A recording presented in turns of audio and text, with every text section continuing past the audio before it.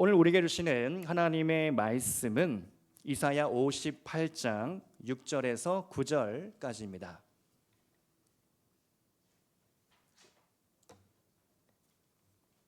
이사야 58장 6절에서 9절, 우리 다 같이 한 목소리로 봉독하시겠습니다. 내가 기뻐하는 금식은 흉악의 결박을 풀어주며 멍에의 줄을 끌어주며 압제당하는 자를 자유하게 하며 모든 멍에를 꺾는 것이 아니겠느냐. 또 줄인 자에게 내 양식을 나누어 주며 유리하는 빈민을 집에 들이며 헐벗은 자를 보면 입히며 또 내 고륙을 피하여 스스로 숨지 아니하는 것이 아니겠느냐. 그리하면 내 빛이 새벽같이 비칠 것이며 내 치유가 급속할 것이며 내 공의가 내 앞에 행하고 여호와의 영광이 내 뒤에 호위하리니 내가 부를 때에는 나 여호와가 응답하겠고 내가 부르짖을 때에는 내가 여기 있다 하리라. 아멘. 여러분은 지금 무엇에 굶주려 있습니까? 여러분의 인생에서 원하는 것은 무엇입니까? 성공, 인기, 인정, 명예, 돈, 건강, 장수, 행복. 결국은 우리의 인생의 목표를 생각해 본다면 좀 더 행복하게 살고 싶다. 연예인 홍진경 씨가 이런 얘기를 했는데요. 행복이란 무엇인가? 밤에 잘 때 마음에 걸리는 일이 없는 상태, 그게 나는 행복이라고 생각한다. 신앙이 있고 없고를 떠나서 우리는 다 행복한 인생을 원합니다. 여러분 한번 물어보겠습니다. 여러분 요새 행복하십니까? 할렐루야. 오늘 설교할 필요 없겠는데요. 우리의 인생에 아마도 행복한 순간이 있지만 때로는 뭔가 해결되지 못한 문제 때문에 고민하고 염려하는 이들이 있을 겁니다.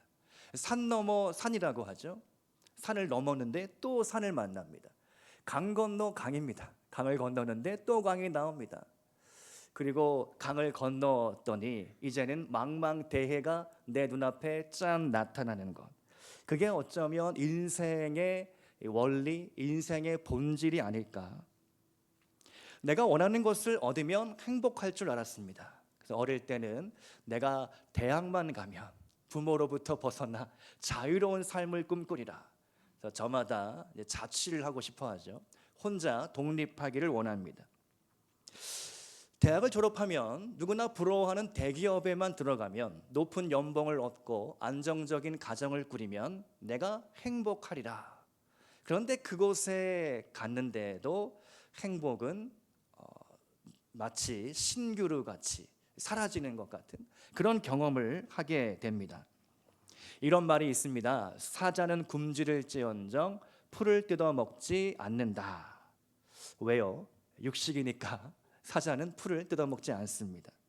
사자는 고기를 먹어야 배가 부르는 짐승입니다. 마찬가지로 성도의 인생에서 성도는 굶주릴지언정 세상의 것으로 배를 채우면 안 되는 것이죠. 그 배가 채워지지 않는 것입니다. 세상에는 굶주리고 하나님으로 배불러야 합니다. 우리 영혼은 절대로 세상의 것으로 행복을 찾을 수가 없습니다. 세상의 것을 내가 쥐어보려고 했지만 쥐는 순간 사라지고, 여러분 어렸을 때 모래 장난 많이 해보셨습니까? 제가 금요철야 때 비유로 설명해 드렸는데요. 요즘은 다 매트가 깔려 있고 깔끔한 이런 놀이터지만 저희 옛날 공감이 되시나요? 저도 옛날 이 놀이터를 가면 다 모래가 막 수북히 있었습니다. 모래 장난을 많이 쳤죠. 그 모래를 옮기려고 할 때 어떻게 옮겨야 많이 옮길 수 있습니까? 손으로 모래를 옮기려고 하면 이렇게 주먹을 쥐면 이것이 모래가 옮겨집니까? 주먹을 쥐는 순간 모래는 스르르 다 빠져나갑니다. 모래를 많이 옮기려면 두 손 움푹 이렇게 해서 손을 펴서 옮겨야 모래가 많이 옮겨질 수 있는 것이죠. 우리가 세상의 행복을 쥐려고 하면 할수록 그 행복은 스르르 빠져나가고 온데간데 없는 것 같은, 내가 돈을 열심히 벌었는데 왜 이렇게 돈이 구멍이 생겼는지 스르르 빠져나가는 것 같은, 내가 무언가 행복을 위해서 열심히 쫓아다녔는데 마치 무지개와 같이 가까이 가보니 사라지고, 다시 또 뛰어가는데 또 사라지고, 그러한 경험을 우리는 인생 가운데 하게 되는 것이죠. 제가 설교를 준비하면서 이런 생각을, 이런 질문을 저 자신에게 먼저 해봤습니다. 지금 나는 무엇에 굶주리고 있는가? 내 눈과 내 귀는 무엇으로 채워지고 있는가? 내 마음과 생각은 지금 무엇으로 배부르고 있는가? 혹시 나는 세상의 것들로 내 마음과 생각과 내 배를 채우고 있는 것은 아닐까? 인생이라는 사막을 걸어갈 때 우리에게 필요한 것은 황금이 아닙니다. 우리에게 절실한 것은 생수인 것이죠. 성령의 생수가 필요합니다. 성령님만이 우리의 진정한 영혼의 갈증과 배고픔을 채워주실 수 있습니다. 그런데 우리는 여전히 세상의 것들로, 마치 모래를 움켜쥐는 것 같이 그렇게 세상의 것들로 만족하려 하는 것은 아닐까? 제가 이전에 말씀드린 것처럼 화장실에 들어갈 때 스마트폰을 내려놓고 들고 가지 않기를 작정하고 한 이제 2달 가까이 되어가고 있는데요, 아직까지는 잘 지키고 있습니다. 근데 화장실에서 보내는 시간이 제가 돌이켜 보니까 2가지 변화가 생겼는데, 화장실에서 보내는 시간이 짧아지고 깊어졌습니다. 짧아졌다, 너무 당연하죠. 스마트폰을 재생을 안 시키니까 뭐 뉴스든 뭐 설교든 찬양이든 이런 것들을 그냥 다 듣지 않고 틀지 않으니까 화장실에서 그냥 빨리 씻고 빨리 볼일도 보고 이렇게 빨리빨리 이렇게 됩니다. 짧아진 것은 당연한 현상인데, 그러면 왜 깊어졌는가? 가만히 생각해 보니까 세상의 인풋을 차단시키니까 하나님의 인풋이 제 안에 회복되기 시작했습니다. 할렐루야. 세상의 인풋을 줄이면 줄일수록 하나님께서 더 내 영혼에 말씀하시고 내게 감동을 주시는구나. 그래서 설교를 쓰면서 이 설교가 막혔을 때 화장실에서 샤워를 하면서 아무것도 듣지 않으니까 계속 그 생각을 하는 거죠. 하나님, 이 설교를 어떻게 풀어나가야 됩니까? 그때 하나님께서 아이디어를 생각나게 해주십니다. 하나님께서 막힌 것을 뚫고 나가게 해주시는 거죠. 하나님께서 계속해서 감동을 주시는 것을 느끼게 됩니다. 그렇구나.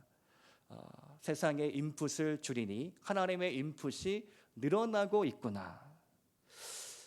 오늘 여러분의 시간은 무엇으로 채워지고 있습니까?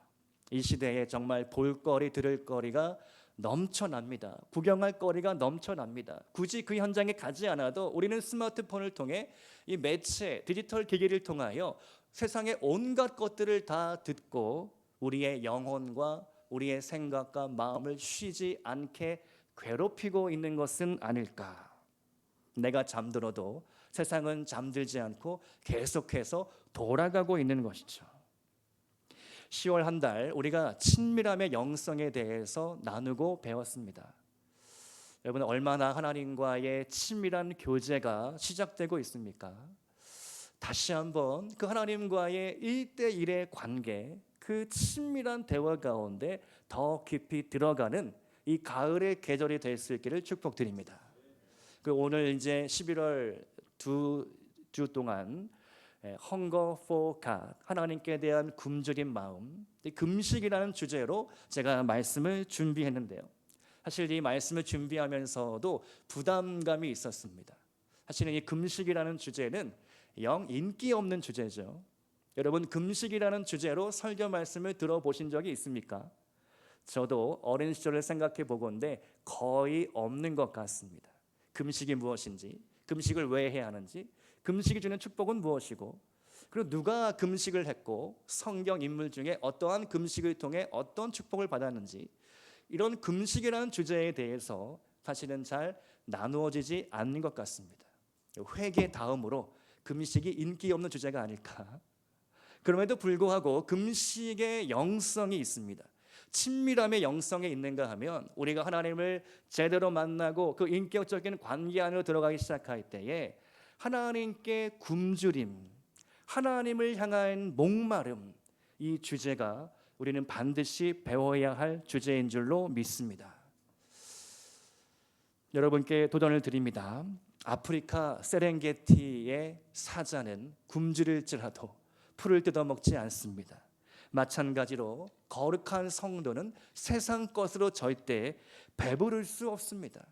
우리의 창조된 목적은 하나님의 말씀을 먹을 때만, 하나님께 기도할 때만 우리 영혼의 진정한 안식과 평안과 기쁨이 회복되도록 창조되었기 때문입니다. 시편 34편 10절 말씀 우리 한번 같이 읽어보겠습니다. 시작. 젊은 사자는 궁핍하여 주려일지라도 여호와를 찾는 자는 모든 좋은 것에 부족함이 없으리로다. 아멘. 이 말씀을 여러분 마음에 새겨보시기 바랍니다. 젊은 사자는, 아프리카 세렝게티의 그 사자는 굶주릴지라도 풀을 뜯어먹지 않는다. 나는 거룩한 성도다. 내가 굶주릴지라도, 내가 배고플지라도, 내가 가난해질지라도, 내가 이보다 더 비천함에 처하여 세상의 조롱거리가 되고 부유심을 살지라도 나는 여전히 하나님을 포기하지 않겠다. 나는 말씀을 읽겠다. 나는 하나님 앞에 기도하겠다. 주님을 원하고 주님께 나아가고 나의 인생을 주님께 맡겨드리겠다. 그러한 결단과 각오가 회복될 수 있기를 축복드립니다. 오늘 금식이라는 주제에 세 가지로 나누겠는데요. 먼저는 하나님이 기뻐하지 않는 금식에 대하여, 또 하나님이 기뻐하는 금식은 무엇인가, 또 세 번째로 금식이 주는 유익과 축복에 대해서 세 가지로 하나님의 말씀을 나누겠습니다. 첫 번째로 하나님이 기뻐하지 않는 금식은 무엇일까요? 이스라엘에는 여러 금식 절기가 있습니다. 대속죄일날 금식을 했고, 스가랴 말씀을 보면 넷째 달, 다섯째 달, 일곱째 달, 열째 달, 최소한 1년에 4번, 5번 이상은 금식의 절기를 유대인들이 지켰습니다. 그러니까 이스라엘 백성들에게는 금식이 문화였습니다. 습관이었고 전통이었습니다. 남이 하니까 나도 하고, 작년에 했으니까 올해도 하고, 부모님이 하니까 자녀들도 따라하는 금식은 문화였습니다. 그런데 이사야 시대에 이 금식이 변질되고 말았습니다. 오늘 본문 이사야 58장 4절 말씀을 세번역 성경으로 한번 읽어보겠습니다. 시작. 너희가 다투고 싸우면서 금식을 하는구나. 금식을 하느냐? 너희의 목소리를 저 높은 곳에 들리게 할 생각이 있다면 오늘과 같은 이런 금식을 해서는 안 된다. 너희가 다투고 싸우면서 금식을 한다. 못된 주먹질이나 하려고 금식을 하느냐? 이사야가 촌철살인 백성들을 향하여 비난을 합니다. 너희 그딴 식으로 금식할 거면 때려쳐. 하지 마. 하나님이 그런 금식은 받지 않으신다. 오늘날로 한번 재구성해 볼까요? 금식하는 날이 되었습니다. 그런데도 여전히 오락거리를 찾습니다. 친구들하고 카톡을 하면서 야, 오늘 어디서 만나자. 오늘 밥은 못 먹으니까 당구장 가고 노래방 가고 백화점 가서 쇼핑을 즐기자. 이렇게 오락거리를 찾는 모습, 그리고 시비가 붙어서 말싸움을 하고 주먹질을 하고 멱살을 잡는, 그러면서도 교회에 다닌다, 예수 믿는다 말할 수 있을까요? 여러분, 주일의 예배는 주중의 삶으로 결정이 됩니다. 월요일의 일터에서의 예배가 진짜 예배인 것이죠. 우리가 금식을 한다면 목표를 어디에 두어야 할까요? 1차적으로 금식의 목표가 있다면 죄를 굶기는 것입니다. 내 안에 죄된 욕구를 굶기는 것. 우리 한번 따라서 해볼까요? 금식의 목표는 내 안의 죄를 굶기는 것입니다. 요한 크리소스톰이라는 4세기의 콘스탄티노플 주교가 있었습니다. 이분은 그 화려한 도시 콘스탄티노플에서 금욕주의로 유명한 성직자였는데요. 이분은 이런 말을 했습니다. 금식이란 하면 할수록 천사를 본받고 속세를 비웃고 기도를 배우고 영혼을 살찌우고 입에 재갈을 물리고 정욕을 다스리는 일이다. 금식은 격분을 누그러뜨리고 화를 가라앉히고 사나운 성질을 진정시키고 이성을 자극하고 사고를 맑게 하고 육신의 짐을 덜어주고 몽정을 몰아내고 두통을 없애준다. 금식하는 사람은 행동이 침착해지고 혀가 술술 풀리고 자신의 생각을 바로 알게 된다. 이분은 금욕주의로 금식을 하면서 금식이 주는 유익과 축복을 체험했던 것이죠. 여러분, 금식의 1차적인 목적이 있다면 내 안에 영적인 성장을 위해서 해야 합니다. 내가 어떤 문제, 나의 인간적인 한계에 봉착해서 내가 일생일대의 이 문제를 놓고 금식하겠다. 너무 좋은 선택입니다. 그러나 그 이면에 금식을 통해 하나님과의 어떤 거래를 해서는 안 되는 것이죠. 금식은 절대 하나님께 드리는 뇌물은 아닙니다. 순수한 마음으로 먼저는 내 개인적인 문제를 놓고 내 신앙의 성장을 위해서 금식을 해야 한다라는 것이죠. 그러므로 금식은 사랑으로 하는 것입니다. 내가 하나님을 사랑하기 때문에 굶으면서까지 하나님을 구하고 기도하는 것이죠. 그러한 금식의 자리에 나아갈 수 있기를 축복드립니다. 두 번째로, 그렇다면 하나님이 기뻐하시는 금식은 무엇일까? 이사야 58장 6절과 7절 말씀을 한번 선포하면서 읽어보겠습니다. 시작. 내가 기뻐하는 금식은 흉악의 결박을 풀어주며 멍에의 줄을 끌어주며 압제당하는 자를 자유하게 하며 모든 멍에를 꺾는 것이 아니겠느냐.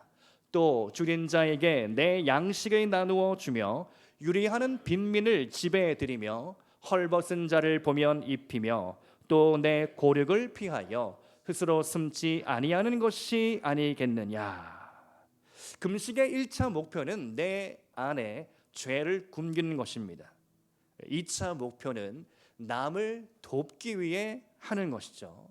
이사야 선지자가 왜 이렇게 그 당시 이스라엘 사람들을 비난했는가? 그들의 금식은 그저 종교적인 허울, 그냥 외형, 외식하는 금식이었을 뿐인 것이죠. 금식의 정확한 목적을 이해하지 못하고 있었습니다. 금식의 진짜 목적은 무엇인가? 너희 공동체 안에 있는, 너희 주변에 있는 이웃을 돌아보고 사회적인 약자들을 돕는 구제를 위한 금식이다 라고 분명히 말씀하고 있는 것이죠. 7절 말씀을 다시 한번 보면 줄인 자에게 양식을 나누어 주는 금식, 빈민, 홈리스, 노숙자를 집에 초청하고 헐벗은 자에게 옷을 입혀주는 금식이다. 오늘 우리 교회가 시작한 구제 헌금 금식기도 운동이 바로 이러한 금식입니다. 추수감사 주일을 앞두고 제가 기도할 때 하나님, 이번에는 어떻게 나눔과 구제를 해야 할까요? 여러분 기억하시는 것처럼 작년에 아프리카의 우간다 염소를 보냈는데요. 너무 기쁘고 신나는 일이었습니다. 우리가 성탄 주일날 그 현장을 영상으로 보고 받았죠. 그 염소가 아프리카 가정에 전달되는 것, 너무나 행복한 광경을 우리가 함께 목격했습니다. 올해에는 지역사회를 도우면 참 좋겠다. 네, 우리 교회의 상황과 형편을 보면 쉽지 않은데 이 일을 어떻게 감당할 수 있을까? 여러 궁리를 하다가 우연히 인터넷 검색 중에 삼전동에 사회복지관이 있다는 것을 알게 되었고 그곳에 당장 전화를 했습니다. 그 사회복지사와 통화 연결이 되었는데요. 이런저런 대화를 나누다가 제일 복지관에 이 동네에 필요한 것이 무엇입니까? 물어보니까 추운 겨울 혹한기가 다가오는데 1인 가구 혼자 사시는 어르신들이 이 삼전동에 참 많다는 겁니다. 그래서 얼마나 됩니까? 제가 물어봤더니 기초생활수급자, 나라에서 보조금을 받아야 생활할 수 있는 분들이 무려 2,000명이 넘는다고 합니다. 제가 깜짝 놀랐습니다.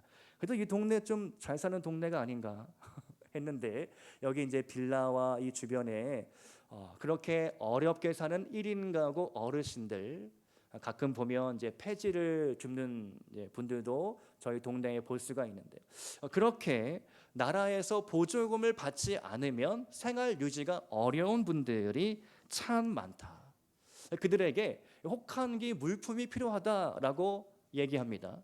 그래서 언뜻 제가 그러면 뭐 외투나 장갑, 목도리 이런 게 필요합니까? 했더니 그런 것은 이 사이즈가 천차만별이라서 조금 어렵다는 겁니다. 그러면 뭐가 필요합니까? 했더니 전기장판이 필요합니다. 그래서 전기장판을 후원하면 좋겠다. 이렇게 마음의 감동이 들었는데요. 제가 한번 또 궁금해서 물어봤습니다. 교회에서 이런 문의나 후원들이 있습니까? 잘 없다고 합니다. 그래서 복지사가 어떻게 아시고 후원할 마음이 드셨습니까? 오히려 저에게 물어봅니다. 그래서 제가 이렇게 대답해 주었죠. 추수감사 주일이 11월 셋째 주일인데, 추수감사 주일의 의미가 하나님께서 말씀하시기를 고아 가부와 나그네와 이웃을 위해 섬기고 나누는 것이 절기의 정신이라서, 그것이 하나님의 말씀이고 성경에 적혀 있어서 그런 마음이 들었습니다. 복지사가 참 감사하다고, 이런 전화를 받는 것만으로도 감사하다, 후원이 있고 없고를 떠나서 너무 그런 마음을 가지고 계셔서 너무 감사하다, 그런 이야기를 듣게 되었습니다.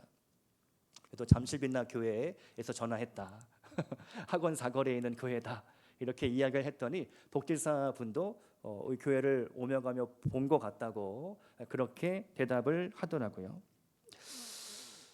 이 통화를 마치고 그러면 이 구제헌금 작정을 어떻게 해야 할까? 성령께서 이사야 58장 말씀을 생각나게 해주셨는데요. 이 구제와 금식, 이 이사야 말씀을 보면 이것이 따로따로가 아니라 서로 연결되어 있다, 연동되어 있다는 것을 깨닫게 되었습니다. 그래서 우리가 금식을 작정하면 그 금식 밥값 10,000원을 적립해서 이것을 모아서 구제헌금으로 장판을 사서 후원하면 이것이 얼마나 하나님께 기쁨이 되는 일인가. 제가 한번 꿈꾸어 봤습니다. 작년에 아프리카 염소가 전달되는 것을 기도하면서 꿈을 꿨거든요. 근데 이 전기장판도 기도하면서 꿈을 꿨습니다. 미리 가보는 거죠. 다음 달로 우리가 이제 헌금을 모아서 몇 개가 될지 모르지만 그 물품을 인터넷으로 시켜서 그것을 한아름 들고 복지관에 가서 전달하는 꿈, 또 그게 이제 복지사님을 통하여서 어르신들에게 전달되어서 그것을 하나하나 들고 갈 때, 집에 돌아갈 때의 그 기쁨, 추운 겨울을 내가 이제 따뜻하게 보낼 수 있겠구나. 하나님의 사랑이 삼전동 구석구석에 흘러가는 모습을 저는 한번 상상해 보는 것이죠. 여러분들 그런 상상, 그런 꿈을 함께 꾸어 보시기를 소망합니다. 하나님이 정말 이 일을 기뻐하십니다. 하나님이 기뻐하시는 금식은 구제하고 남을 돕는 금식이라고 분명히 성경에서 말씀하고 있기 때문입니다. 저는 어제부터 저녁 금식을 시작했습니다.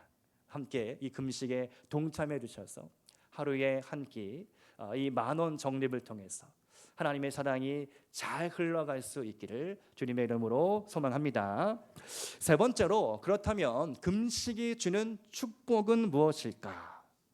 아마도 여러분 목사님들의 금식에 관련된 간증들을 참 많이 들어보셨을 겁니다. 저도 어려서부터 저희 에덴교회 이기남 목사님 금식기도, 또 많은 목사님들의 금식기도를 했던 일들을 많이 들었습니다. 그래서 금식기도 중에 악한 영이 보이고 싸우고 끊고, 그리고 능력받고 성령 충만 받아서 목회할 때, 사역할 때, 선교할 때 하나님의 능력이 나타나고 치유와 회복이 나타나고, 금식에 능력이 있죠. 금식이 주는 축복이 많습니다.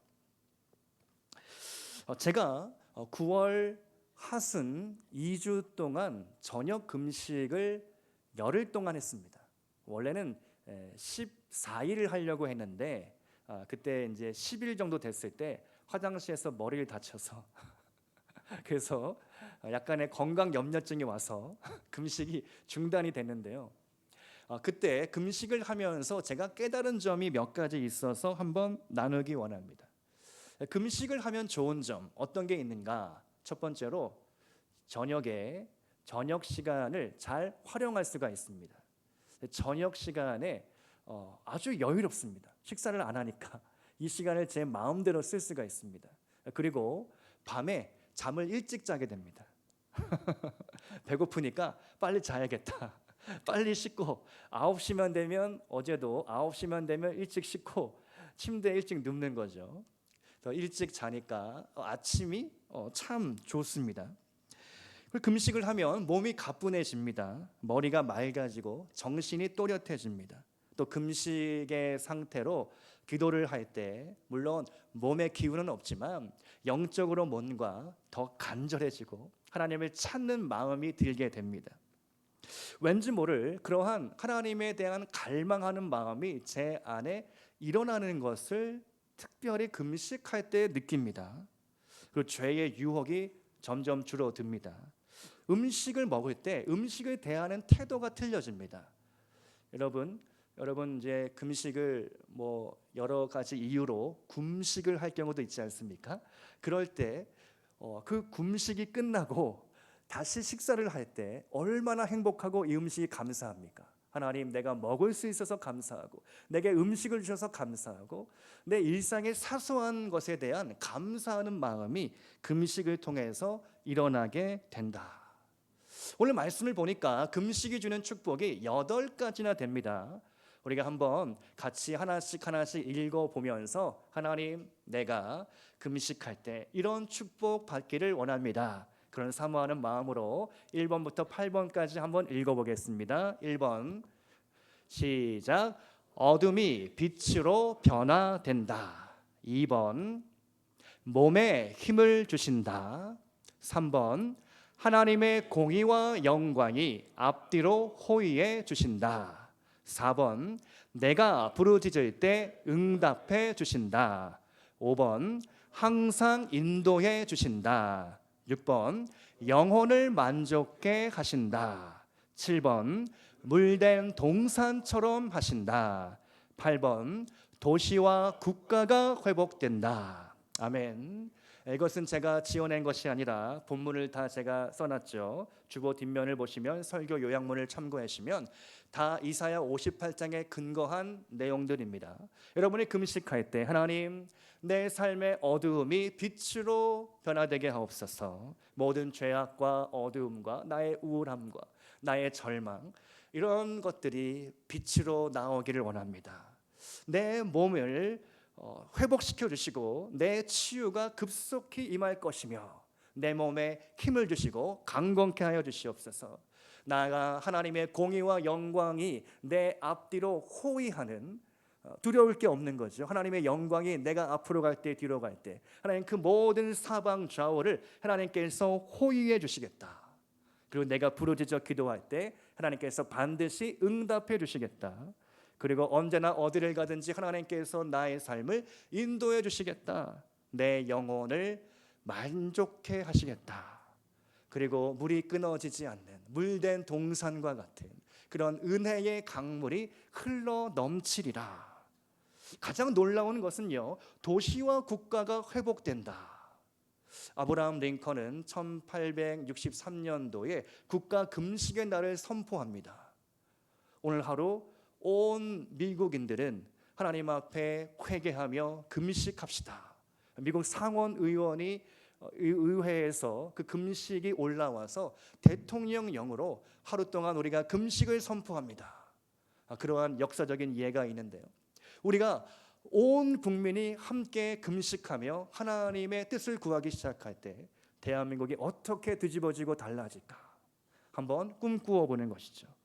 우리가 우리 교회를 위하여 금식하며 기도하기 시작할 때 저는 분명히 확신합니다. 하나님께서 반드시 새 일을 행하실 것이다. 막힌 것들을 뚫어주시고 묶인 재정을 풀어주시며 하나님의 치유와 회복의 역사, 우리의 심령의 깊은 곳까지도 하나님께서 만지시고 새롭게 해 주실 것이다. 그러한 금식의 축복을 누릴 수 있기를 소망합니다. 한 가지 그림책 이야기를 드리고자 하는데요. 사노 요코가 쓴 아저씨 우산이라는 그림책이 있습니다. 내용이 이렇습니다. 아저씨에게는 우산이 하나 있었습니다. 이 우산은 매우 특별한 우산이었습니다. 까맣고 가늘고 반짝반짝 빛나는 멋진 지팡이 명품 같은 우산이었습니다. 아저씨는 외출할 때마다 이 우산을 꼭 들고 집을 나섰습니다. 멋진 우산과 함께하면 자신이 멋진 신사가 되는 것 같아서 우쭐대는 마음도 들었습니다. 아저씨는 우산을 너무 사랑했습니다. 비가 부슬부슬 내려도 멋진 우산을 펴지 않고 그냥 걸었습니다. 우산을 너무 사랑했기 때문이죠. 빗발이 굵어지면 비가 그칠 때까지 오히려 기다렸습니다. 빨리 가야 할 때는 우산을 껴안고 뛰어갔습니다. 사랑하는 우산이 젖기 때문이었죠. 때로 굵은 소낙비가 그치지 않을 때 실내를 무릅쓰고 낯선 사람의 우산 속으로 들어가기도 했습니다. 비가 심하게 내리는 날이면 아예 외출하지 않았습니다. 아저씨는 우산이 젖기 때문이다 라는 말을 입에 달고 살았습니다. 우산은 아저씨 곁에 늘 있었지만 한 번도 펴지지 않은 채 반듯하게 접혀 있었습니다. 그러던 어느 날이었습니다. 어느 놀이터에 아저씨가 앉아 있을 때 갑자기 비가 후두둑 내리기 시작했습니다. 한 꼬마가 다가와 이렇게 말했습니다. 아저씨, 우산 좀 씌워주세요. 하지만 아저씨는 못 들은 척 고개를 팩 돌렸습니다. 그때 다른 친구가 와서 내 우산을 같이 쓰고 가자라고 말했습니다. 우산을 쓴 두 꼬마가 큰 소리로 즐겁게 노래를 부르며 빗속을 걸어갑니다. 비가 내리면 또롱또롱 또로롱, 비가 내리면 참방 참방 참방. 일본에 이런 동요가 있는 것 같습니다. 우리나라는 이슬비 내리는 이른 아침에 이런 동요가 있죠. 또롱또롱 또로롱. 아저씨는 생각했습니다. 정말 우산에서 저런 소리가 날까? 문득 궁금해졌습니다. 그리고 마침내 한 번도 펴지 않은 우산을 드디어 아저씨가 쫙 펼치게 되었습니다. 그런데 정말로 또로롱 또로롱 소리가 나는 게 아닙니까? 펼쳐진 우산 위로 떨어지는 빗방울 소리를 들으며 아저씨는 너무나 행복했습니다. 여러분, 이 이야기가 들려주는 의미는 무엇일까요? 우산은 무엇일까요?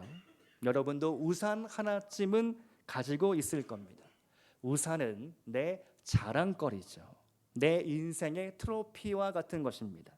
내가 평생 배운 것, 내 학력, 내 경력, 내 재산, 내가 가진 특별한 재능과 기술, 경험, 자산들이 내 우산입니다.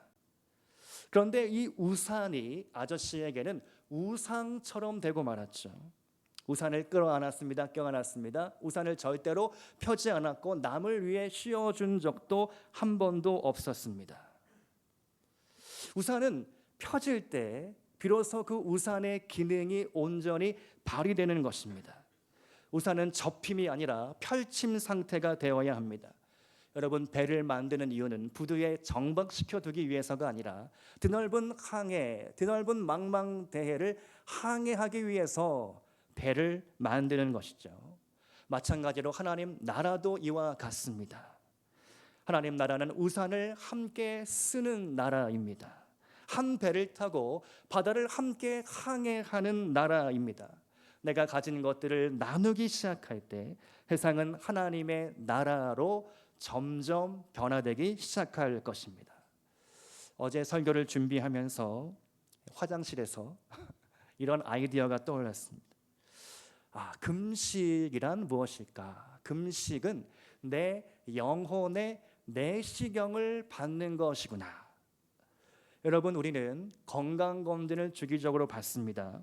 올해 홀수 연도라서 제가 받아야 되는데 아직 못 받았는데요. 일전에 한번 이런 경험이 있습니다. 의사가 이러이러한 음식을 먹지 말라고 분명히 얘기했는데 제가 그만 모르고 김밥을 먹은 겁니다. 김밥 절대 안 됩니다. 김이 아주 새까맣기 때문에 위내시경 결과가 잘 안 나오기 때문인 것이죠. 여러분, 우리는 의사의 지시에 철저히 따릅니다. 어떻게 보면 의사가 거의 신에 가깝습니다. 의사가 진단해 주면 그것을 믿습니다. 확신합니다. 의사가 사망 선고를 내리면 나 죽는구나.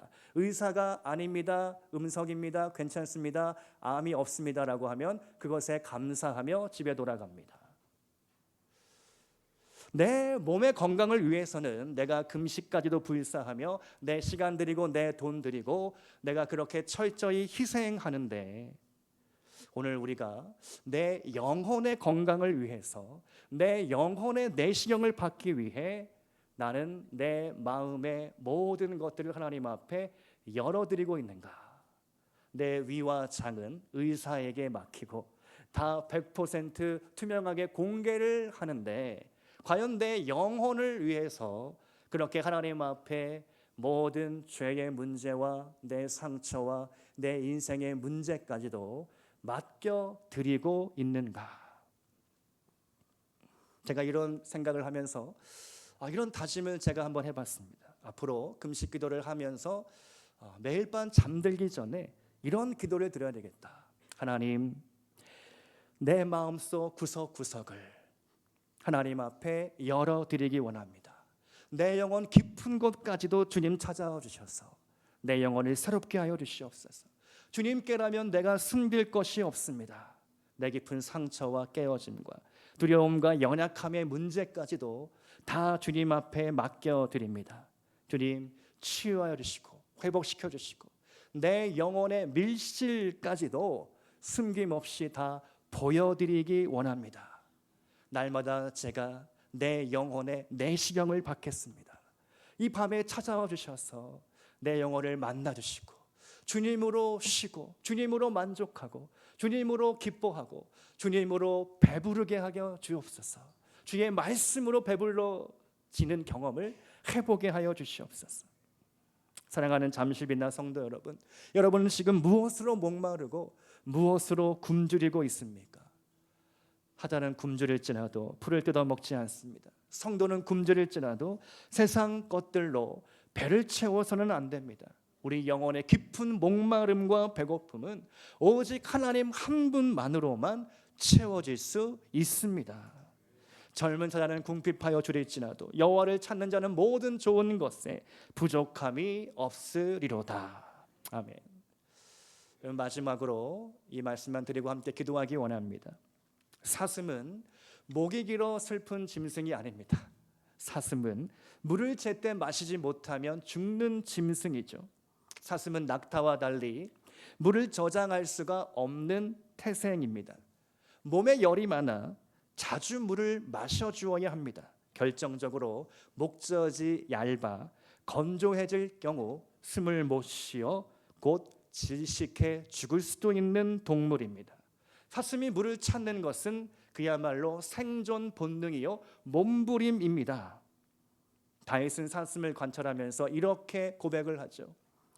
하나님이여, 사슴이 시냇물을 찾기에 갈급함같이 내 영혼이 주를 찾기에 갈급하니이다. 우리 한번 같이 이 말씀 고백하면 좋겠습니다. 시편 42편 1절의 말씀, 하나님이여, 시작. 하나님이여, 사슴이 시냇물을 찾기에 갈급함같이 내 영혼이 주를 찾기에 갈급하니이다. 아멘. 오늘 우리에게 그러한 갈급함이 있기를 원합니다. 그러한 굶주림이 있기를 원합니다. Hunger for God, 하나님을 향한 굶주림, 하나님이 기뻐하시는 금식 가운데 우리의 마음을 들이며 나아가기를 소망합니다. 이 시간에 함께 목마른 사슴 찬양하며 나아갈 때에 주님, 이 시간 내 영혼 가운데 찾아와 주셔서 내 깊은 영혼의 목마름을 채워주시고 내 영혼의 굶주림을 하나님의 말씀으로 채워주셔서 세상을 살아갈 때에 세상 것은 내게 행복을 줄 수 없는 것을 주님 깨닫게 하시고 만나게 하시고 다시 한번 내가 하나님 앞에 헌신함으로 하나님이 기뻐하시는 금식 가운데 나의 삶을 드리며 나아가기 원합니다. 우리 함께 사슴이 시냇물을 찾아 헤매이듯이 함께 찬양하며 나아가시겠습니다.